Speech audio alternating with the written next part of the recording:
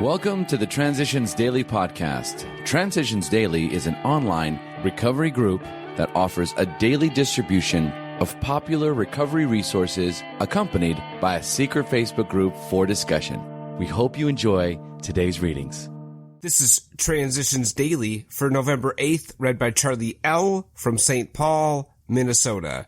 AA thoughts for the day. Authority. Many people wonder how AA can function under such a seeming anarchy. Other societies have to have law, enforce and sanction and punishment administered by authorized people. Happily for us, we found we need no human authority whatever. We have two authorities, which are far more effective. One is benign, the other malign. There is God, our Father, who very simply says, I am waiting for you to do my will. The other authority is named John Barleycorn, and he says, you had better do God's will, or I will kill you. And sometimes he does kill. So when all the chips are down, we conform to God's will or perish. At this level, the death sentence hangs over the AA member, his group, and AA as a whole. Bill W., St. Louis, July 1955. Alcoholics Anonymous comes of age, page 105. Thought to consider. Faith is the substance of things hoped for, and the evidence of things not seen. Acronyms. God. Good, orderly direction. Just for today. Growth. From the three legacies of Alcoholics Anonymous. Thus AA rolled along until the spring of 1941, when we could count 2,000 members, a gain of 1,200 in a single year.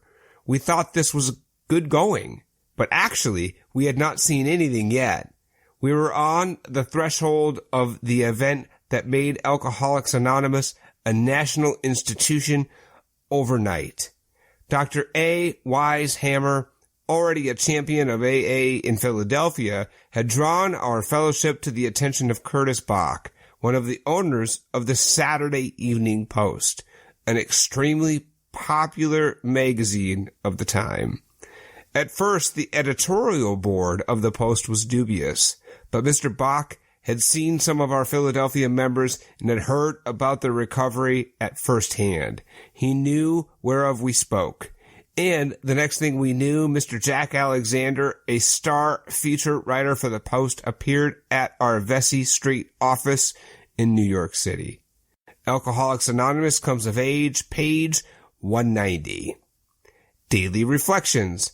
An individual adventure. Meditation is something which can be further developed. It has no boundaries, either of width or height. Aided by such instruction and example as we can find, it is essentially an individual adventure, something which each one of us works out in his own way. 12 Steps and 12 Traditions, page 101. My spiritual growth is with God as I understand Him. With Him, I find my true inner self. Daily meditation and prayer strengthen and renew my source of well-being. I receive then the openness to accept all that He has to offer. With God, I have the reassurance that my journey will be as He wants for me.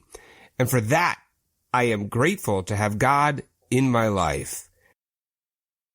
As Bill sees it, tolerance keeps us sober.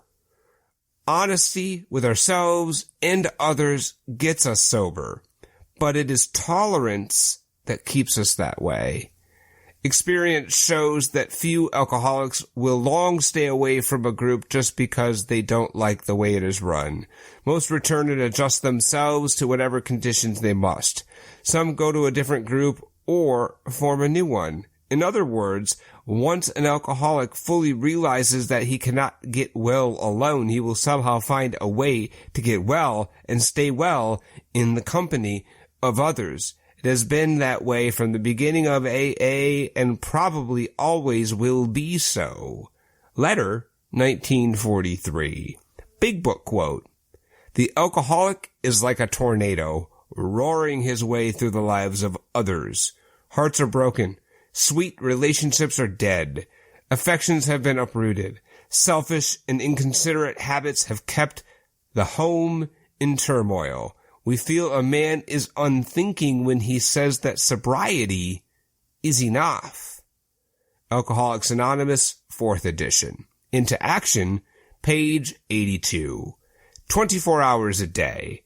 AA thought for the day. I have lost much of my inferiority complex. I was always trying to escape from life. I did not want to face reality. I was full of self-pity. I was constantly sorry for myself. I tried to avoid all responsibilities. I did not feel that I would handle the responsibilities of my family or my work. Owing to my inferiority complex, I was eager to be free of all responsibilities. I wanted to drift. I wanted to be on the beach. AA showed me how to get over my feeling of inferiority. It made me want to accept responsibility again. Have I lost my inferiority complex? Meditation for the day. One thing I do, forgetting those things which are behind, and reaching forth unto these things that are before, I press onward toward the goal. We should forget those things which are behind us and press onward toward something better. We can believe that God has forgiven us for all our past sins, provided we are honestly trying to live today the way we believe He wants us to live. We can wipe clean the slate of the past. We can start today with a clean slate and go forward with confidence toward the goal that has been set before us. Prayer for the day. I pray that I may drop off the load of the past. I pray that I may start today with a light heart and a new confidence. Hazelden Foundation, P.O. Box 176, Center City, Minnesota, 55012. I'm Charlie L., and I'm an alcoholic. We hope you enjoyed today's readings.